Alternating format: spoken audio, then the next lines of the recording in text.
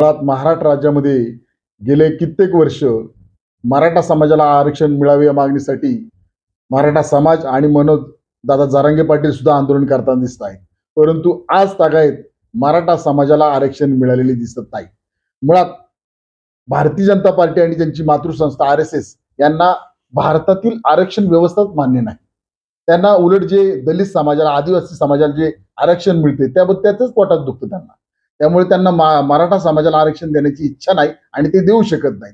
कारण त्यांना देण्याची इच्छा जर असती तर त्यांनी दिलं असतं. आज किती वर्ष आंदोलन चालले, किती मोर्चे काढले गेले, तरी सुद्धा दुर्लक्ष या सरकारने आणि देवेंद्र फडणवीस माननीय मुख्यमंत्री साहेबांनी केलेलं आहे.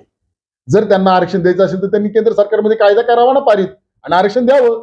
परंतु त्यांना आरक्षण द्यायचं ना स्पष्टपणे दिसते. आणि आता आदरणीय मनोज दादा आंदोलन करताना मुंबईमध्ये जाताना दिसत आहेत आंदोलनासाठी, याच मागणीसाठी. यासाठी मी स्वतः Republican party of India Kharat पक्षाचा राष्ट्रीय अध्यक्ष म्हणून त्यांची स्वतः सकाळी भेट घेतली.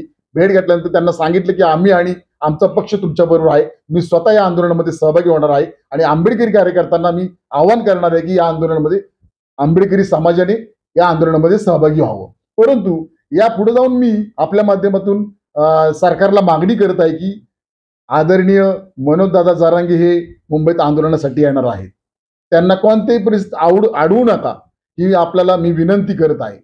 आणि त्यांच्या केसाला जरी धक्का लागला तर कोणत्याही परिस्थितीमध्ये RPI खरात पक्ष हे सहन करणार नाही. आंबेडकरी जनता हे खपून घेणार नाही. आम्ही पूर्णपणे आदरणीय मनोज दादा जरांगे यांच्याबरोबर सोबत आहोत, एवढंच मी आपल्याला सांगू इच्छितो. आमचा पक्ष RPI खरात पक्ष मी स्वतः भरपूर वेळा आम्ही ज्या जिल्ह्यात आमचं संघटन आहे त्या जिल्ह्यात आमच्या जिल्हाध्यक्षांनी मराठा समाजाला आरक्षण मिळाले पाहिजे यासाठी आम्ही निवेदन दिलेले आहेत.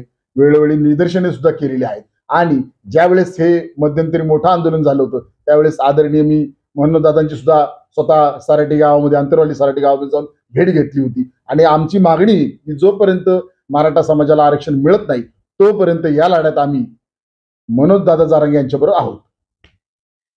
म्हणजे मला वाटतं मनोज हाकेंनी आरोप केलाय. लक्ष्मण हाकेंनी जो आरोप केलेला आहे तो अत्यंत हास्यास्पद आहे. लक्ष्मण हाके एक सुसंस्कृत एका स्वाभिमानी नेत्याविषयी असं बोलतात ते अत्यंत आश्चर्यचकित. मुळात मनोज दादा जरांगे यांनी स्पष्टपणे सांगितलं होते या आंदोलनाला मला कोणाकडून पैसे नकोत. मला या आंदोलनाला कोणाला ज्यावेळेस आम्ही आंदोलन करतो त्यांनी जेवणाची मदत करावी, कोणी पाण्याची मदत करावी, परंतु कोणत्याही परिस्थितीत पैसे नको हे त्यांनी स्पष्टपणे आवाहन केले ना. आणि त्यांच्यावर असा आरोप करणं हे आम्ही सुद्धा खपवून घेणार नाही. अत्यंत म्हणजे हा आरोप करणे हा निर्लज्जपणाचा कळस आहे अक्षरशः. हाके काय बोलतील हे हाकेंचं स्वतः काय बोलतो ते सुद्धा त्यांना कळत नाही. उलट ते स्वयंघोषित ओबीसी समाजाचे नेते आहेत. मी त्यांना म्हणतो की ओबीसी प्रश्नासाठी तुम्ही काय केलं, काय कुठला ओबीसी समाजाचा आवाज उठवला तुम्ही? नुसतं उठसूट आपलं पवार साहेबांवर टीका करायची. मुळात मंडल आयोग कुणी लागू केला? माननीय माजी पंतप्रधान विश्वनाथ प्रताप यांनी मंडल आयोग लागू केला. ओबीसी समाजाला आरक्षण मिळेल त्याची अंमलबजावणी आदरणीय शरद पवार साहेबांनी केली. उलट उठसूट प्रसिद्धी स्टंट करायचा आणि पवार साहेबांना बोलायचं हे उलट माझं स्पष्ट मत आहे जरांगेवर मनोज दादावर त्यांना बोलण्याचा अधिकारच नाही आणि त्यांची लायकी पण नाही लक्ष्मण हाकेंची. लक्ष्मण हाके तर महाराष्ट्र राज्याला लागलेला स्पष्टपणे कलंकी असं माझं स्पष्ट मत आहे.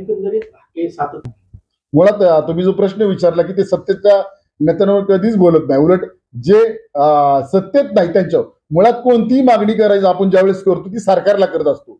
आता मी त्यांना चॅलेंज करतोय की धनगर समाजाला अजूनपर्यंत शेड्यूल ट्राईब म्हणून आरक्षण मिळालं नाही. त्यांची मागणी धनगर समाजाची, त्यासाठी मंत्रालयात तुम्ही मोर्चा काढणार काय सरकारच्या विरोधामध्ये? तुम्ही धनगर समाज मागणी करतोय की शनिवारवाड्याचं नाव बदला आणि होळकर वाडा करा, त्यासाठी ते आंदोलन करणार का? मुळात सरकारच्या विरोधात ते आंदोलन करत नाहीत. मध्यंतरी त्यांनी काँग्रेस राष्ट्रवादी कोणत्या तरी पक्षाची तिकीट मागितली होती असं मला समजते.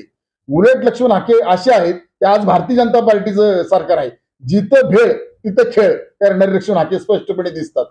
त्यामुळे लक्ष्मण हाकेंना स्वतः स्वयंघोषित ओबीसी नेते स्वतःला समजणारे त्यांना ओबीसी समाज त्यांनी व्यवस्थित अभ्यास केला पाहिजे, वाचन केलं पाहिजे आणि मग त्यावेळेस स्टेटमेंट केलं पाहिजे.